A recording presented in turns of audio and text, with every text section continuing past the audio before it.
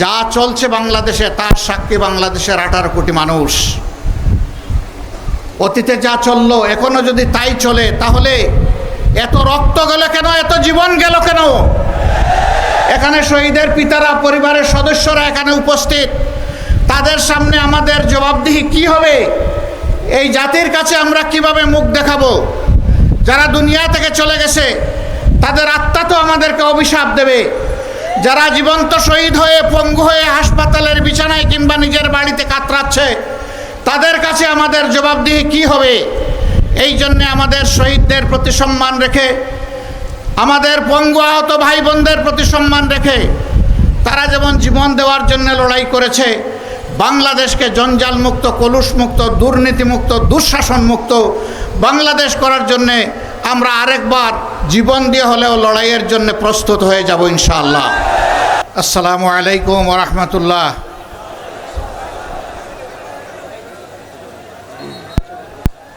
প্রিয় ময়মনসিংহ জেলা এবং মহানগরবাসী, আপনারা কেমন আছেন? খুব দুর্বল আলহামদুলিল্লাহ আসলো যে। কেমন আছেন আপনারা? আলহামদুলিল্লাহ। আলহামদুলিল্লাহ রব্বিল আলামিন ওয়াসসালাতু ওয়াসসালামু আলা রাসূলিহিল কারীম ওয়া আলা আলিহি ওয়া সাহবিহি ওয়া আহলি বাইতি আজমাইন।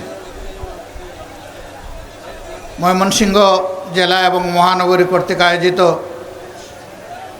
আজকের এই ঐতিহাসিক কর্মী সম্মেলনের সম্মানিত সভাপতি, বাংলাদেশ জামাতে ইসলামী ময়মনসিংহ মহানগরী শাখার সম্মানিত আমির কামরুল হাসান ইমরুল, মঞ্চে বসা বাংলাদেশ জামাতে ইসলামীর অন্যতম কেন্দ্রীয় নির্বাহী পরিষদের অন্যতম সদস্য, প্রচার বিভাগের সেক্রেটারি, ময়মনসিংহের কৃতি সন্তান জনাব মতিউর রহমান আকন অ্যাডভোকেট, এ অঞ্চলের পরিচালক কেন্দ্রীয় সাংগঠনিক সেক্রেটারি জনাব ডক্টর সামিউল হক ফারুকি, কেন্দ্রীয় অঞ্চল এবং স্থানীয় নেতৃবৃন্দ, বন্ধু সংগঠনের সম্মানিত নেতৃবৃন্দ, আজকের সম্মেলনে উপস্থিত সহকর্মীবৃন্দ, মিডিয়ার সম্মানিত বন্ধুরা, স্বেচ্ছাসেবক ভাইয়েরা, সুধীমণ্ডলী, আল্লাহ তাবারক ওয়া তাআলার শুকরিয়া আদায় করছি। মুক্ত পরিবেশে রাব্বুল আলামিন 17.5 বৎসর পর, স্বৈরাচারের 15.5 বৎসর আর তাদের প্রোডাক্ট মঈনুদ্দিন ফখরুদ্দিনের আরও 2 বৎসর, এই সময় পরে আমরা আজকে এইভাবে একত্রে মিলিত হতে পেরেছি আলহামদুলিল্লাহ। আজকে বাংলাদেশ একটি অঙ্গীকারে আবদ্ধ। আমরা এমন একটি বাংলাদেশ চাই যেই বাংলাদেশে কোনো ধরনের জুলুম হবে না, শোষণ হবে না, নিপীড়ন হবে না, নতুন কোনো ফ্যাসিবাদের জন্ম নেবে না। আমরা এমন একটি বাংলাদেশ চাই যেখানে মানুষে মানুষে কোনো বৈষম্য থাকবে না। আমরা এমন একটি বাংলাদেশ চাই যেখানে দুর্নীতিতে আর আমরা চ্যাম্পিয়ন হব না। আমরা এমন একটি বাংলাদেশ চাই যেখানে সমাজের কোথাও দুর্নীতির কোনো দুর্গন্ধ থাকবে না। ঘুষের জাতাকলে পিষ্ট হয়ে সকল নাগরিক নীরবে কাঁদবে না। বিচারের বাণী নিবৃত্তে আর কাঁদবে না। বিচার চেয়ে বিচার প্রার্থীকে কোনো প্রার্থী আমরা দেখেছি শেষ পর্যন্ত বিচার না পেয়ে আত্মহত্যা করে। সেই চিত্র আর বাংলাদেশে আমরা দেখব না।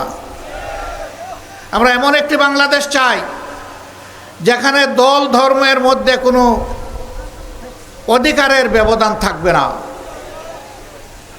একই বাংলাদেশে সকলের একই অধিকার ভোগ করার সেই ন্যায্য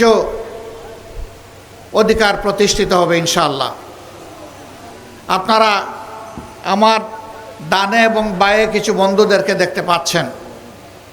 এই আমরা কি চাই?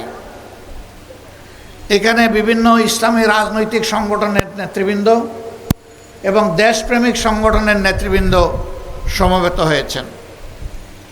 আমরা একটি বৈষম্যমুক্ত, দুর্নীতিমুক্ত, দুঃশাসনমুক্ত মানবিক বাংলাদেশ চাই, এবং সেই বাংলাদেশটি অবশ্যই হতে হবে আল্লাহ রাব্বুল আলামিনের বিধানের ভিত্তিতে, আল কোরআন এবং নবী করিম সাল্লাল্লাহু আলাইহি ওয়াসাল্লামের সুন্নাহর ভিত্তিতে। প্রশ্ন স্বাভাবিকভাবেই দেখা দেবে, এমন একটি বাংলাদেশ যদি আমরা গড়ে তুলি, তাহলে সেখানে যারা হিন্দু ধর্মের অনুসারী, যারা বৌদ্ধ ধর্মের অনুসারী, যারা খ্রিস্ট ধর্মের অনুসারী, তারা কি করবে? ইসলামের নবী মুহাম্মদুর রাসূলুল্লাহ সাল্লাল্লাহু আলাইহি ওয়াসাল্লামকে আল্লাহ দুনিয়ায় পাঠিয়েছিলেন সমস্ত মানুষের নিরাপত্তা নিশ্চিত করার জন্যে, সমস্ত মানুষের অধিকার নিশ্চিত করার জন্যে। ইহুদি ধর্মের কিছু একটা লোকদের ডেলিগেশন এসেছিল মদিনাতুল মুনাওয়ারায়, মসজিদে নববীতে মুহাম্মদুর রাসূলুল্লাহ সাল্লাল্লাহু আলাইহি সাল্লামের সাথে দেখা করতে। আলোচনার এক পর্যায়ে তারা বলল, আপনি যে আল্লাহর ইবাদত করেন, আমরা তো সেই আল্লাহরই ইবাদত করি, মদিনার এই মসজিদে আমরা কি ইবাদত করতে পারবো? রাসূল করিম সাল্লাল্লাহু আলাইহি সাল্লাম বলেছিলেন, তারা আহলে কিতাব, তাদের জন্য একটা জায়গা পরিষ্কার করে দাও, এখানে তারা ইবাদত করবে। আল্লাহু আকবার। সম্মানিত ভাইয়েরা, মদিনা নগর রাষ্ট্রই ছিল দুনিয়ার প্রথম আধুনিক রাষ্ট্র। এর আগে দুনিয়ার ইতিহাস ঘাটিয়ে কোথাও পাওয়া যায় না যে আর কোনো রাষ্ট্র কাঠামোয় লিখিত সংবিধান ছিল কিনা। এখান থেকেই লিখিত সংবিধানের জন্ম, এখান থেকেই হিউম্যান চার্টার তৈরি হয়েছে, এবং যেটাকে চ্যালেঞ্জ করার সাহস কোনো মতবাদের এখনো দুনিয়ায় হয় নাই। সেই মদিনা চার্টার বা সনদের অধীনে সকল ধর্ম এবং বর্ণের মানুষ নিরাপত্তা পেয়েছে। তবে রাষ্ট্রীয় স্বার্থের বিরুদ্ধে কেউ যদি কাজ করে কিংবা বিশ্বাসঘাতকতা করে, তাহলে সে যে ধর্মেরই হোক শাস্তি তাকে পেতেই হবে, কারণ সে বেঈমান, সে জাতির সাথে বিশ্বাসঘাতক। এই জন্যে তাকে ক্ষমা করে না, কোনো রাষ্ট্র ক্ষমা করে না, ইসলামী রাষ্ট্রও ক্ষমা করে না। এখানে রাষ্ট্রের ইন্টিগ্রিটির প্রশ্ন, তার সক্রিয়তা, সার্বভৌমত্বের প্রশ্ন। মূল সার্বভৌমত্ব আল্লাহ তাআলার। আল্লাহ রাব্বুল আলামিন জমিনের টুকরা টুকরা রাজত্ব দিয়েছেন। আল্লাহ তাআলার ভাষায়, আউযু বিল্লাহি মিনাশ শাইতানির রাজিম, বিসমিল্লাহির রহমানির রহিম, কুলিল্লাহুম্মা মালিকাল মুলকি তুতিল মুলকা মান তাশাউ ওয়া তানজিউল মুলকা মিম্মান তাশাউ। বলো, অর্থাৎ হে নবী বলো, অর্থাৎ হে নবী জানিয়ে দাও মানবতাকে, আল্লাহ হচ্ছেন সমস্ত বাদশাহীর মালিক। আসমান জমিনের একক কর্তৃত্ব আল্লাহ তাআলার। তবে জমিনের শৃঙ্খলার প্রয়োজনে জাতি গোত্র বিভিন্ন জায়গায় তিনি নেতৃত্ব দেন, কাউকে কাউকে তার এলাকা শাসন করার, পরিচালনা করার এখতিয়ার দেন। তিনি ওই এখতিয়ার দেওয়ারও মালিক, কিন্তু সীমা লঙ্ঘনকারীদের কাছ থেকে এটা কেড়ে নেওয়ারও একমাত্র অধিকার তার। বাংলাদেশ 24 সালে সেইটা প্রত্যক্ষ করেছে। যারা ক্ষমতায় ছিলেন তারা হয়তোবা ধরে নিয়েছিলেন কিয়ামত পর্যন্ত তারা ক্ষমতায় থাকবেন।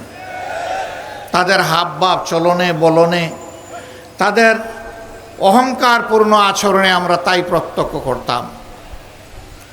তারা এদেশের মজলুম মানুষকে নিয়ে উপহাস করতেন। দেশপ্রেমিক ইমানদার লোকদেরকে ফাঁসি দেওয়ার পরে তারা উল্লাস প্রকাশ করেছেন, মিষ্টি বিতরণ করেছেন, আমরা শুনেছি। আল্লাহ তাআলা আদালতে আখেরাতে সকলের বিচার যার যার পাওনা ঠিক মতোই আল্লাহ সমঝাইয়ে দিবেন, এর কোনো ব্যতিক্রম হবে না। সম্মানিত ভাইয়েরা, এই ভাইদেরকে আমি আর কষ্ট দিচ্ছি না,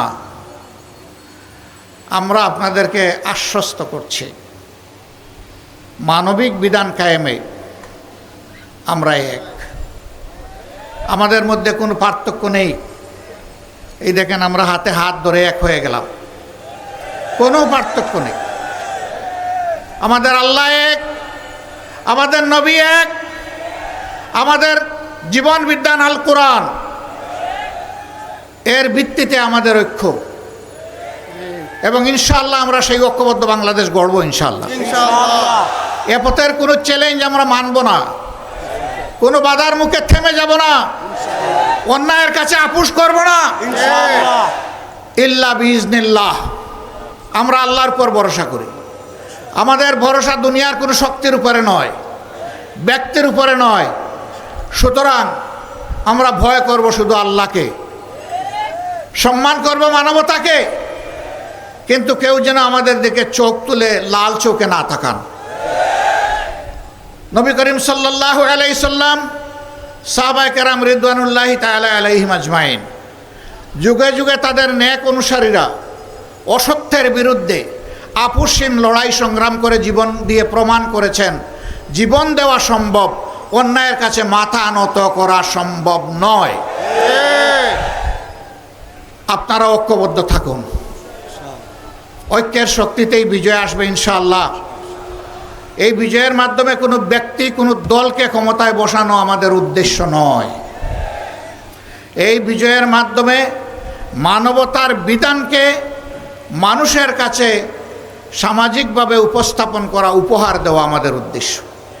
আপনারা বসতে পারেন, কষ্ট করেছেন, ধন্যবাদ সবাই। আলহামদুলিল্লাহ, এই যে বাংলাদেশটা চাই, এই বাংলাদেশ গড়বেটাকে আল্লাহ তাআলার আসমানের ফেরেশতা এসে এই ময়দানকে সোজা ঠিকঠাক করে দেবেন। কার মাধ্যমে এটা হবে? এদেশের জনগণের মাধ্যমে, জমিনের মানুষের মাধ্যমে এই কাজ সম্পন্ন হতে হবে। এই জন্যে সোনার দেশ করতে হলে সোনার মানুষ চাই। সমাজে ন্যায় বিচার কায়েম করতে হলে আগে নিজের উপর ইনসাফ করতে হবে।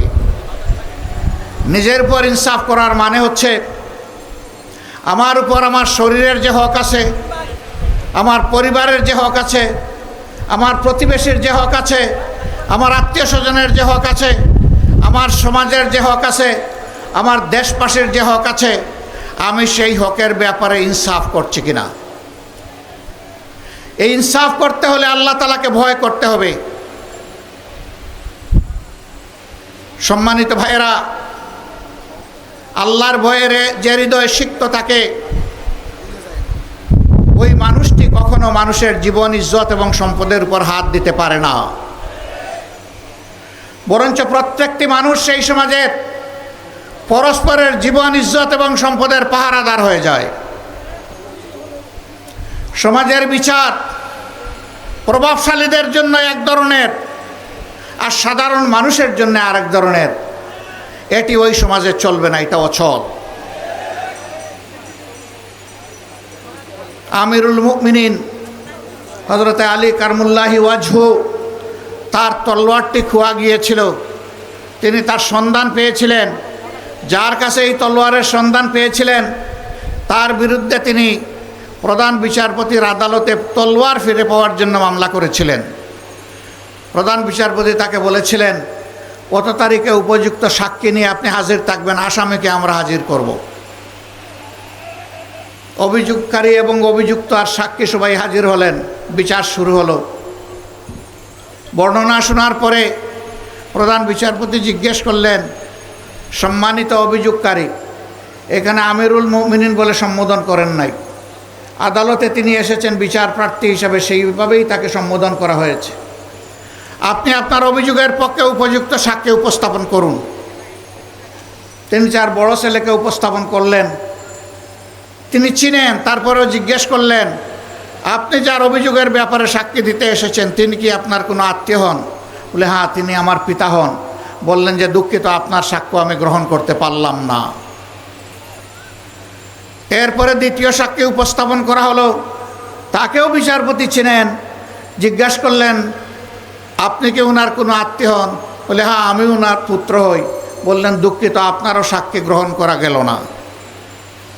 এবার অভিযোগকারীকে জানতে চাওয়া হলো, আপনার কোনো বিকল্প সাক্ষী আছে কিনা? তিনি বলেন, সাক্ষীর জগতে আমার এইটুকুই সম্বল, এর বাইরে আমার কোনো সাক্ষী নাই। বিচারপতি রায় দিলেন, আপনার অভিযোগ খারিজ হয়ে গেল, আপনার দাবি প্রতিষ্ঠিত হলো না। আপনি মামলায় জয়লাভ করতে পারলেন না, বিচারে সন্তুষ্ট হয়ে আমিরুল মুমিনিন চলে যাচ্ছেন, দুই ছেলেকে দুই হাতে ধরে। ছেলেরা বলতেছে, বাবা উনি কি জানেন না যে আপনি মিথ্যা বলতে পারেন না? উনি কি জানেন না যে আমরাও কোনো মিথ্যা সাক্ষ্য দিতে এখানে আসিনি? বললেন, বাবা এটাই ইসলামের ইনসাফ, এটা শুধু আমার জন্যে নয় সকলের জন্যে এটাই প্রতিষ্ঠিত। সন্তুষ্ট চিত্তে বাপ বেটা চলে যাচ্ছেন।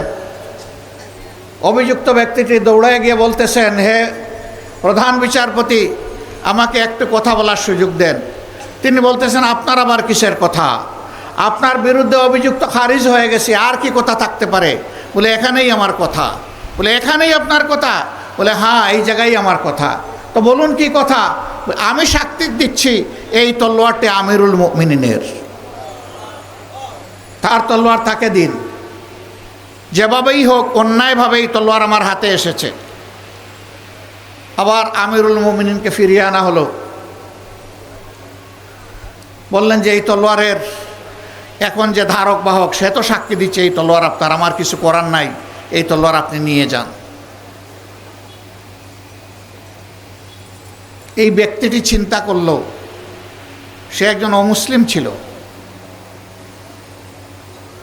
যেই জীবন বিধান তার রাষ্ট্রের শাসনকর্তাকেও সামান্য আনুকূল্য দেখায় না, আমি কেন সেই জীবন বিধানের বাইরে থাকবো? আমিও ইসলাম কবুল করব। তলোয়ার আপনারটা আপনি নেন, আর আল্লাহ তাআলা আমার পাওনা ইমানটা আমাকে দিয়ে দেন মেহেরবানি করে। তাই হবে ইনশাআল্লাহ। এইখানে ওই রাষ্ট্রের প্রেসিডেন্ট, প্রধানমন্ত্রী, বাংলাদেশে যদি কোরআনের শাসন কায়েম হয়, তারা অপরাধ করলে তারাও পার পাবেন না। এখন দুদক গঠন করা হয়েছে। একসময় মানুষ এইটাকে স্যাটায়ার করে বলতো এটাকে দুজক বানানো হয়েছে। যাকে পছন্দ না তাকে কারণে অকারণে বিভিন্নভাবে নির্যাতন করা হচ্ছে, কিন্তু তার চাইতে 100 গুণ বড় অপরাধীকে দেখা হচ্ছে না। ইনসাফের বাংলাদেশ কায়েম হলে ইনশাআল্লাহ ওরকম বেশি বিচারেরও প্রয়োজন হবে না। 2-4টা রায় দেখলেই সবাই টের পেয়ে যাবে অপরাধ করলে কী ধরনের শাস্তি পেতে হবে। ইসলামী আইনের বিরুদ্ধে অপপ্রচার করা হয়। এরা তো ক্ষমতায় গেলে সমস্ত মানুষকে পঙ্গু বানায় ফেলবে। কয় কীভাবে? বলে যে এই দেশের মানুষ, বেশিরভাগ মানুষ জনগণের সম্পদ চুরি করে, তো বেশিরভাগ মানুষের হাত কাটা যদি যায় তাইলে তো এই সমাজটা হাত কাটা বাহিনীর সমাজ হয়ে যাবে। না, হাত কাটা যাবে। এই আইন জারির পরে এই ধরনের অপরাধ যারা করবে তাদেরকে বলে দেওয়া হবে এখন থেকে এই অপরাধের সাথে যাদেরকে পাওয়া যাবে তাদের ক্ষমা নেই। 2 নম্বর দেখা হবে যে লোকটি চুরি করেছে সে কি পেটের জ্বালায় যন্ত্রণায় আগুন নিবানোর জন্য চুরি করেছে। যদি এমন হয় রাষ্ট্রের দায়িত্ব হবে আগে তার আগুন নেবানো, হাত কাটানো, আগে তার বৈধ আয় উপার্জনের ব্যবস্থা করে দেওয়া। যদি সেরকম কিছু সক্ষমতা তার না থাকে তাহলে রাষ্ট্রকেই পরিবারের দায়িত্ব বহন করতে হবে। এরপরে লোভের বশবর্তী হয়ে কেউ যদি চুরি করে তাহলে 2-1টা হাত কাটা যাবে প্রকাশ্যে, গোপনে নয়, যাতে সারা দেশবাসী এটা থেকে শিক্ষা নেয়। এখন কে সমাজে এই হাত কাটা বাহিনীর সদস্য হতে চাইবে?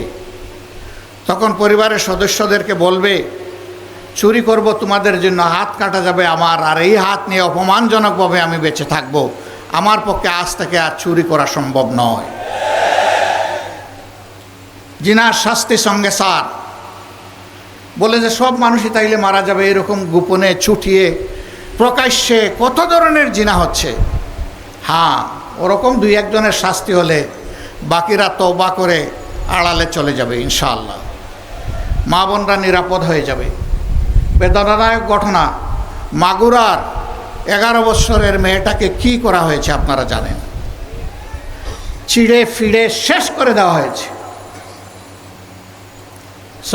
হ্যাঁ, মাগুরার আসমা, আমরা সেখানে গিয়েছিলাম।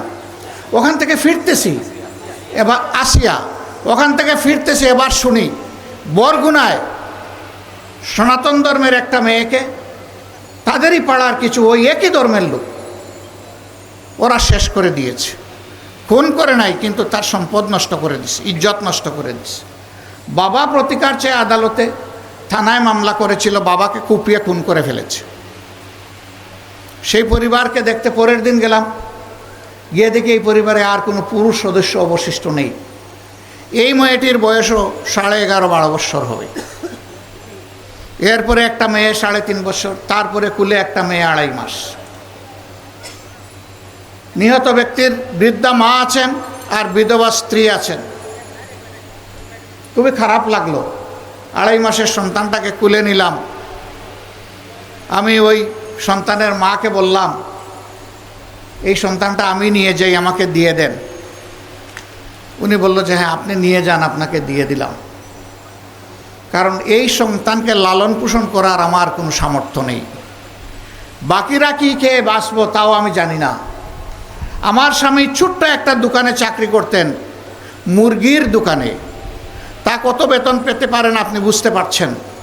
আমাদের এইটা, ওই আলোটাও আমাদের নিভে গেল, এখন আমরা বাঁচবো কী করে? খারাপ লাগলো ভীষণ।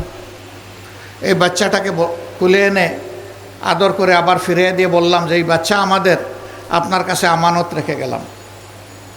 এই বাচ্চা প্রাপ্তবয়স্ক না হওয়া পর্যন্ত, তার লেখাপড়া পর্যন্ত এই পরিবারের সাধারণ দায়িত্ব আল্লাহর উপর ভরসা করে আমরা কবুল করলাম। প্রতি মাসের 1 তারিখ আমাদের লোকেরা আপনাদের সাথে দেখা করবে। আগে যেমনটা আপনার স্বামীর আয় উপার্জন ছিল, আমরা চেষ্টা করব তার সাথে আরও 10টা টাকা বেশি যোগ করে আপনার হাতে তুলে দেওয়ার জন্য। কিন্তু আমরা কি তার স্বামী ফিরিয়ে দিতে পারবো? ওই মেয়েগুলার 3টা যে কচি মেয়ে, তাদের বাবাকে ফিরিয়ে দিতে পারবো? আমরা কি ওই বৃদ্ধা মহিলার কলিজার টুকরা সন্তান ফিরিয়ে দিতে পারবো? আমরা পারবো না। সমাজে যদি আল্লাহর সেই আইন জারি হয়, তাহলে সবচেয়ে ভীত সন্ত্রস্ত হলো যারা লাগামহীন এই জীবনে চলতে চায়। তাদের ঘরে কোনো সুখ নেই, সকলের ঘরের সুখকে সারকার করে দিতে চায়, এরাই তার বিরুদ্ধে বেশি চিৎকার দেয়। কিন্তু 18 কোটি মানুষের দেশে সেদিন আলহামদুলিল্লাহ মায়েরা, বোনেরা, আমাদের মেয়েরা গড়ে, চলাচলে, কর্মস্থলে, সব জায়গায়, প্রাতিষ্ঠানিক জায়গায় ইনশাআল্লাহ সেদিন নিরাপত্তা পাবেন, পূর্ণ নিরাপত্তা ইনশাআল্লাহ। এমন একটি দেশ গড়তে হলে আগে সোনার মানুষ গড়তে হবে, যে মানুষ আল্লাহকে ভয় করবে, মিথ্যা কথা বলবে না, মানুষকে ধোঁকা দেবে না, প্রতারণা করবে না, মানুষের ইজ্জতের উপরে হাত দিবে না, চাঁদাবাজি করবে না, দখলদারি করবে না, ঘুষ খাবে না। সেই মানুষ ঘরে ঘরে তৈরি করতে হবে ইনশাআল্লাহ। আপনারা নিজেকে কি সেইভাবে নিজেকে গড়ার জন্য আপনারা প্রস্তুত? দেখেন, আমরা কিন্তু কেউ ফিরিস্তা না। ভুল ত্রুটি আমাদেরও আছে, অপরাধ আমাদেরও হয়। আল্লাহ তাআলার কাছে নত শিরে তওবা করে আমরা ওয়াদা করব, রাব্বুল আলামিন একই ধরনের ভুল আর কখনো করব না। এই অপরাধগুলো যা হয়ে গিয়েছে তুমি ক্ষমা করে দাও। এর কাফফারা হিসাবে আমাদের সামান্য নেক আমল থাকলে তা কবুল করে নাও, এবং ভবিষ্যতে আমরা অপরাধে আর এভাবে জড়াবো না। আমরা মিথ্যা কথা বলবো না, চুগলখুরি করব না, কারো ইজ্জত নষ্ট করব না, কারো সম্পদে হাত দিব না, কারো জীবনের উপরে হাত দেব না, কারো হক আমরা হরণ করব না। যদি আমরা নিজেরা সংগঠিত হতে পারি, বাংলাদেশ সংগঠিত হবে ইনশাআল্লাহ। আর এই যারা আমরা ন্যায় ইনসাফের শাসন চাই, মানবিক বাংলাদেশ চাই, আমাদের মধ্যে যদি দুষ্ত্রুটি থাকে, তাহলে মানবিক বাংলাদেশটা গড়বে কে? এই জন্য দলমত নির্বিশেষে যারা দেশকে ভালোবাসেন, যারা আল্লাহকে ভালোবাসেন, যারা প্রিয় নবী মুহাম্মদুর রাসূলুল্লাহ সাল্লাল্লাহু আলাইহি সাল্লামকে ভালোবাসেন, যারা মানুষ হিসাবে দেশের সমস্ত মানুষকে ভালোবাসেন, তাদের প্রতি আমাদের অনুরোধ যে আগে আসুন আমরা নিজেকে গড়ি, ইনশাআল্লাহ তার সাথে দেশ গড়ার কাজও হয়ে যাবে আল্লাহ চাই। সম্মানিত ভাইয়েরা, কঠিন রোদের মধ্যে আপনারা বসে আছেন, কষ্ট হচ্ছে। বহু লোক আস্তে আস্তে উঠে গাছতলায় চলে যাচ্ছেন, এটাই স্বাভাবিক। ঘামছেন, ঘাম ঝরছে, তারপরেও ধৈর্য ধরে কথাগুলো শুনছেন। আল্লাহ তাআলা আপনাদের এই ত্যাগের উত্তম জাযা দুনিয়া এবং আখিরাতে যেন দান করেন। বর্তমানে দেশ যেভাবে চলছে, অনেক সাংবাদিক প্রশ্ন করে আপনারা কি সন্তুষ্ট? আমরা বলি 50-50। দেশের সরকার হয়তো বা চেষ্টা করছে, সকলের দৃষ্টিভঙ্গি সরকারে যারা আছেন আবার সমান না। এটা কোনো দলীয় নির্দিষ্ট আদর্শের সরকারও না।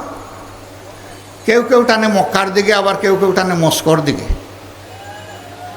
এই দুটানা অবস্থায় জাতির মাঝে মাঝে অনেক বড় ক্ষতি হয়ে যায়। মাঝে মাঝেই এই ধরনের কিছু অনাকাঙ্ক্ষিত পরিবেশের মুখোমুখি আমাদেরকে হতে হয়। নারী অধিকার সংস্কারের নামে সম্প্রতি একটি রিপোর্ট জমা হয়েছে। সেই রিপোর্টের বেশ কিছু জায়গায় কোরআন এবং সুন্নাহর সম্পূর্ণ খেলাফ কিছু সুপারিশমালা পেশ করা হয়েছে। আমাদের প্রথম কথা হচ্ছে যে এই কয়জন এই সুপারিশ পেশ করেছেন তারা এই দেশে 9.5 কোটি মায়ের প্রতিনিধিত্ব করেন না। তারা সমাজকে যে জায়গায় নিয়ে যেতে চান এগুলো বলতেও কিছু কিছু জায়গায় আমার লজ্জা করে, এই জন্য আমি বলছি না। আমরা সেই জায়গায় তাদেরকে নিতে দিব না ইনশাআল্লাহ। এদেশের মানুষের একটা সংস্কৃতি, একটা তাহজিব, একটা তামাদ্দুন আছে। তার বিরুদ্ধে আঘাত দিলেই সমাজের পুরা শৃঙ্খলা তছনছ হয়ে যাবে। এটা আমরা মানব না, এটা আমরা মানতে পারি না। আমরা মাননীয় প্রধান উপদেষ্টাকে অনুরোধ করব, আপনি দেশে ফিরে বিলম্ব না করে আগেই কাজটাই বাতিল করেন। আর যদি এরকম কোনো কমিশন করতে হয় তাহলে সকল শ্রেণী, পেশা, দল এবং আদর্শ থেকে মানুষকে নিতে হবে। সেখানে ইমানদার মহিলাদেরও প্রতিনিধিত্ব নিশ্চিত করতে হবে, যারা কোরআন হাদিসের পর্যাপ্ত জ্ঞান রাখেন। তারপরে দেখা যাবে কি আসে, তখন আমরা বিবেচনা করব, এর আগে নয়। সম্মানিত ভাইয়েরা, দ্রব্যমূল্য রমজানে কিছু সহনীয় ছিল, মানুষ কিছুটা আশ্বস্ত হয়েছিল, ধীরে ধীরে এখন আবার উত্তপ্ত হচ্ছে। আমরা সরকারকে বলবো সেই দিকে নজর দেন। সমাজের শৃঙ্খলা বিনষ্টের যারা কারণ তাদেরকে পাকড়াও করুন। যারা 15.5 বছর এবং শেষ প্রান্তে এসে জুলাই আগস্টে গণহত্যা সংগঠিত করেছে তাদের কাউকে আইনের বাইরে রাখবেন না, তাদের বিচার নিশ্চিত করুন। এই বিগত সরকার যে জঞ্জাল 15.5 বছরে সৃষ্টি করেছে তার পর্যাপ্ত ন্যায়ানুগ সংস্কার সাধন করুন। কালো টাকা এবং পেশি শক্তির থেকে বের হয়ে আসার জন্য সমস্ত মানুষের ভোট এবং সঠিক প্রতিনিধিত্ব সংসদে নিশ্চিত করার জন্য পিআর সিস্টেমের ভোট নিশ্চিত করতে হবে। আমরা শুনতে পাচ্ছি সংসদ 2 কক্ষ বিশিষ্ট করার প্রস্তাব দেওয়া হচ্ছে, নিম্নকক্ষ উচ্চকক্ষ। মূল কর্তৃত্ব থাকবে নিম্নকক্ষের হাতে, সেইটা হবে বর্তমান পদ্ধতিতে। আর উচ্চকক্ষের প্রস্তাবনা করা হয়েছে পিআর সিস্টেমে। উচ্চকক্ষ যদি পিআর সিস্টেমে প্রয়োজন হয় তাহলে নিম্নকক্ষ নয় কেন? একই দেশে 2 পদ্ধতির প্রয়োজনটা কি? দুনিয়ার 62টা দেশ তারা পিআর সিস্টেমে নির্বাচন করে। সম্প্রতি ইউরোপ সফর করে আসলাম, সেই ইউরোপের 26টা দেশের মধ্যে 16টা দেশ পিআর সিস্টেমে নির্বাচন করে। তারা যদি তার সুফল যুগ যুগ ধরে পেয়ে থাকে, এই সুফল থেকে আমরা জাতিকে বঞ্চিত করার আমরা কে? সুতরাং এই অধিকার জাতিকে জাতির হাতে তুলে দিতে হবে। এইটা যারা মানবেন না, মনে করতে হবে তারা হলো বিচার মানি তাল গাছটা আমার। আমরা বলবো বিচার মানুন, রায়ে তাল গাছ যার তার হাতে চলে যাবে। এবং সেই বিচারটা হতে হবে ন্যায় বিচার। সম্মানিত ভাইরা, বর্তমান একটা নির্বাচন কমিশন হয়েছে। তারা বলেছেন ইতিহাসের সবচেয়ে ভালো নির্বাচন নাকি তারা উপহার দেবেন। আমরা তাদের একটু অ্যাসিড টেস্ট দেখতে চাই। তারা জাতীয় সংসদের নির্বাচন, যেটা দিয়ে দেশ শাসন হবে 5 বছরের জন্য জনগণের ম্যান্ডেট নিয়ে, সেই নির্বাচনের আগে তারা জনগণ এখন সাফার করছে স্থানীয় সরকারের বিভিন্ন জায়গায় প্রতিনিধি না থাকার কারণে। স্থানীয় সরকার নির্বাচনটা দিন, আমরা দেখি আপনাদের সদিচ্ছা এবং সক্ষমতা কতটুকু। এটার প্রমাণ আপনারা পেশ করুন। যদি এতে জনগণ সন্তুষ্ট হয়, জনগণের পরবর্তী খেদমতের জন্য জনগণ আপনাদেরকে পূর্ণ সহযোগিতা দেবে। আর এখানে যদি কোনো কিছু ধরা পড়ে, তাইলে জনগণ আপনাদেরকে হলুদ নয় লাল কার্ড দেখাই দেবে। আমরা কোনো বিশেষ দল গোষ্ঠীকে সুবিধা দেওয়ার কোনো ধরনের সুপারিশ আমরা মানব না। আমরা জনগণকে 18 কোটি মানুষকে সুবিধা দেওয়ার যত সুপারিশ আছে তাই মানব। এই জন্য আপনাদের সকলের কাছে আমাদের অনুরোধ, নিজেকে গড়ুন, ঘরে ঘরে ন্যায় এবং সত্যের আওয়াজ পৌঁছে দিন। জনগণকে অসত্যের বিরুদ্ধে, অপরাধের বিরুদ্ধে সংগঠিত করুন। এটা বিচিত্র নয়, শুধু বক্তৃতায় নয়, হয়তোবা অপরাধীদেরকে দমন করার জন্য সরকারি সংস্থার সাথে সহযোগিতা করে আমাদের সবাইকেও রাস্তায় নামতে হতে পারে। তার জন্য তৈরি হন। যা চলছে বাংলাদেশে তার সাক্ষী বাংলাদেশের 18 কোটি মানুষ। অতীতে যা চললো এখনো যদি তাই চলে, তাহলে এত রক্ত গেল কেন, এত জীবন গেল কেন? এখানে শহীদের পিতারা, পরিবারের সদস্যরা এখানে উপস্থিত, তাদের সামনে আমাদের জবাবদিহি কি হবে? এই জাতির কাছে আমরা কিভাবে মুখ দেখাবো? যারা দুনিয়া থেকে চলে গেছে তাদের আত্মা তো আমাদেরকে অভিশাপ দেবে। যারা জীবন্ত শহীদ হয়ে, পঙ্গু হয়ে হাসপাতালের বিছানায় কিংবা নিজের বাড়িতে কাতরাচ্ছে, তাদের কাছে আমাদের জবাবদিহি কি হবে? এই জন্যে আমাদের শহীদদের প্রতি সম্মান রেখে, আমাদের পঙ্গু আহত ভাই বোনদের প্রতি সম্মান রেখে, তারা যেমন জীবন দেওয়ার জন্য লড়াই করেছে, বাংলাদেশকে জঞ্জাল মুক্ত, কলুষ মুক্ত, দুর্নীতি মুক্ত, দুঃশাসন মুক্ত বাংলাদেশ করার জন্যে আমরা আরেকবার জীবন দিয়ে হলেও লড়াইয়ের জন্য প্রস্তুত হয়ে যাব ইনশাআল্লাহ। অতীতের দুরাচার, স্বৈরাচার, দুর্নীতিবাজ, লুটারাদের থেকে শিক্ষা নিন। আমার সম্মানিত সহকর্মী মতিউর রহমান আকন, তিনি 28 লক্ষ কোটি টাকা বলতে গিয়ে 28 লক্ষ টাকা বলেছেন। তার অন্তরে 28 লক্ষ কোটিই ছিল। এই টাকা বাংলাদেশের বাজেটের, বার্ষিক বাজেটের 4 থেকে 5 গুণ। এই টাকা কারা চুরি করেছে বলেন? এখনো কি বয়ের সংস্কৃতি আছে? গলা জেড়ে বলেন। আওয়ামী লীগ করেছে, তাদের দূষররা করেছে। এবং তাদের সাথে তাল মিলিয়ে প্রশাসনের বিভিন্ন জায়গায় যে সমস্ত জালিমরা ছিল তারাও করেছে। জনগণের এই সম্পদ দেশে ফিরিয়ে এনে জনগণের তহবিলে যোগ করতে হবে। আমরা চাই তা ফেরত আনা হোক। আমরা ইউরোপিয়ান ইউনিয়নে, সেখানে দেশগুলোকে, অথরিটিগুলোকে বলেছি আমাদের টাকা আমাদেরকে ফিরিয়ে দিতে আপনারা সাহায্য করুন।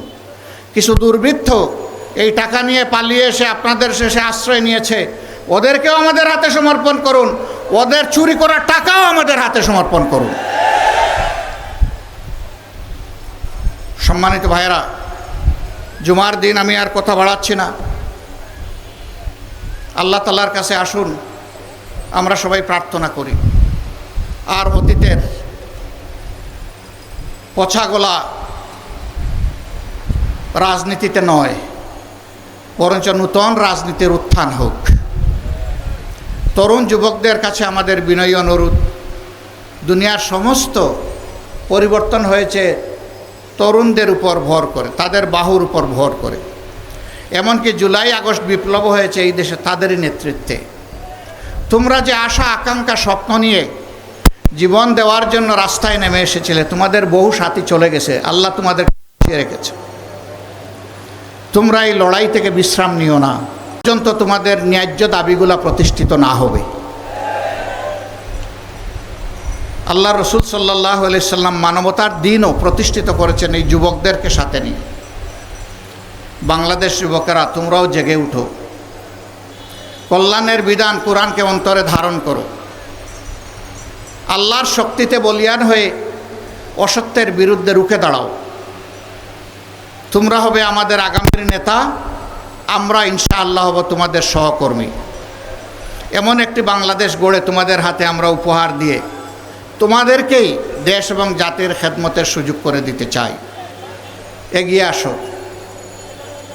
এগিয়ে আসো আল্লাহর দিকে, এগিয়ে আসো সত্য বিধানের দিকে, এগিয়ে আসো ন্যায় এবং ইনসাফের দিকে, এগিয়ে আসো দল ধর্ম নির্বিশেষে সমস্ত মানুষের অধিকার প্রতিষ্ঠার দিকে।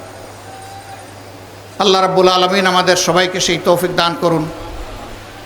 আমাদের কথাগুলো কষ্ট করে শোনার জন্য সকলকে আন্তরিক কৃতজ্ঞতা জানিয়ে, মহান মৌলার দরবারে শুকরিয়া জানিয়ে,